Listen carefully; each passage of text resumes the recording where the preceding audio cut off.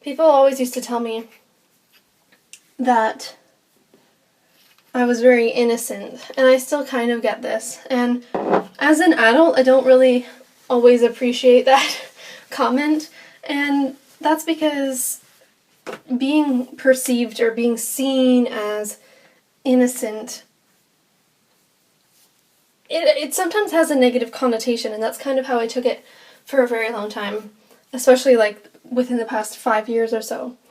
Because to me, it just felt like people were saying that I was naive or that I was, childish. And there's a big difference between being childish and being childlike, if you ask me. And being childish is kind of like being selfish or not being aware of what's going on in the world, or having, the standpoint of, just being really disconnected from the hurts and the pains and the traumas that go on, and kind of feeling like people thought that I was getting through life unscathed and without any pain, and here I am, obviously dealing with a lot of really deep pain and trauma from my life and from my parents' generation and from my grandparents' generation and from my great-grandparents' generation, doing a lot of healing work from my ancestors, and it's heavy-duty stuff that I've been working through. And I mean, my stuff alone plus everyone else's stuff, and I'm empathetic, and I feel things from a lot of people that aren't even blood family. So, I've been on a very, very intense healing spiritual journey, and I believe that I've gone through things, and I've felt things, and I've witnessed things, and I've come into contact with things that not everyone will in this lifetime alone, and I've done that within, like the last decade of my life in this lifetime. So for someone to say that I am innocent and have, some sort of disconnection to the real world was kind of insulting to me, because I do a lot of healing work for myself and for the planet, and it kind of just felt disrespectful to me. But I think that I'm starting to see it in a different way, in the sense that I'm able to help people connect with their inner children, and that's just through me being me. And I think whether it's through my writing or through my music or through my speaking and through whatever it is that I do, just my presence is able to help people connect to their inner child, to their purity, to their innocence, which I don't actually think is a bad thing at all. I think at this point in time, as I've said earlier, the world is going through a lot of changes, and things are a little bit chaotic, to say the least.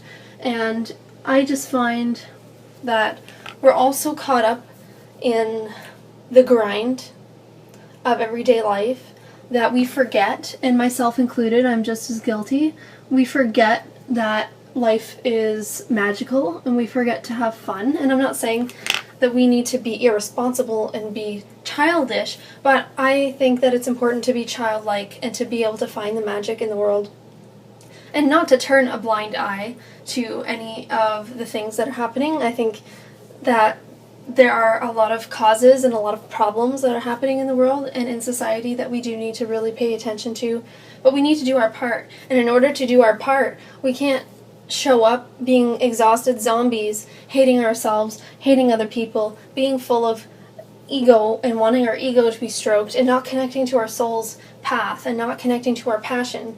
Because how do we have any energy after all of that?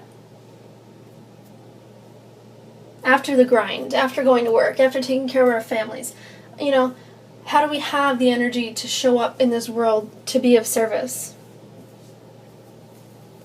if we don't feel empowered, if we don't feel fueled, if we don't feel a childlike sense of wonder, if we don't feel any magic, if we don't feel any positivity, then we can't show up for ourselves, we can't show up for other people, and we're not showing up for our world. And we need people to show up for our world. We need to show up as our pure selves. And that doesn't mean that we can't have our odd ego stroke or the odd time where we're caught up in something that is, human or 3D or something that is just here and now. It's okay to have fun, and it's okay to let loose, and it's okay to occasionally have a drink, or it's okay to explore your sexuality, and it's okay to do all these things because it's a part of our life. But it's also really important to remember our inner child and to remember that we're responsible.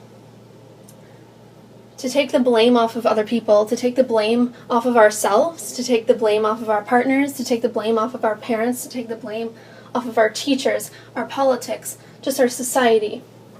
Because that's so disempowering, and we need to empower ourselves. And how do we do that? By taking care of ourselves. By showing up and working hard and contributing and being nice to people and being nice to ourselves. Outward peace in the world always starts with inward peace. And we need to connect with passion. We need to connect not just with our mind, but we need to connect with our heart and soul. We need to connect with our inner children. We need to play. We need to have fun. We need to embrace the innocence that exists within each and every one of us. We need to stop repressing that. We need to do simple things that bring us such joy, like going for a walk, or playing hopscotch, or doing a word puzzle, or playing in the rain, or getting messy in the mud. You know, these things are so good for our soul. So hug your inner child. Hug another person's inner child. Let people know that you see them for who they are as a being and who they are as a soul, and how they impact you just by their very being. Not just because of what they do, what their job is, what their income is.